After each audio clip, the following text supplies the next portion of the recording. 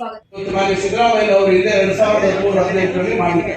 ಆ ಕಾರಣದಿಂದ ಇವತ್ತು ಇದನ್ನ ಮಂಜೂರು ಮಾಡಿಸಿದ್ದೀವಿ. ಶಿಡ್ಲಘಟ್ಟ ಚಿಂತಾಮಣಿ ಇದು ಕೂಡ ನಾವು ಮಾಡಿರ್ತಕ್ಕಂಥ ಅಭಿವೃದ್ಧಿ. ಯಾಕಂದ್ರೆ ಪಾಪ ಕೆಲವರು ಏನೋ ಮನೆ ಕೆಲವರೆಲ್ಲ ಹೇಳಿಕೆಗಳನ್ನು ಕೊಟ್ಟಿದ್ರು. ಅದಕ್ಕೆ ಸ್ವಲ್ಪ ಅರ್ಥ ಮಾಡ್ಕೋಬೇಕು ಏನಾಗಿದೆ ಅಂತಕ್ಕಂಥದ್ದು. ರಾಜಕಾರಣದಲ್ಲಿ ಸಕ್ರಿಯವಾಗಿರ್ಬೇಕು. ಬರೀ ಅವರೊಂದು ರಾತ್ರಿ ಒಂದು ಮಧ್ಯಾಹ್ನ ಒಂದು ರಾಜಕಾರಣ ಮಾಡಿದ್ರೆ ಮಾಹಿತಿ ಇರಲ್ಲ.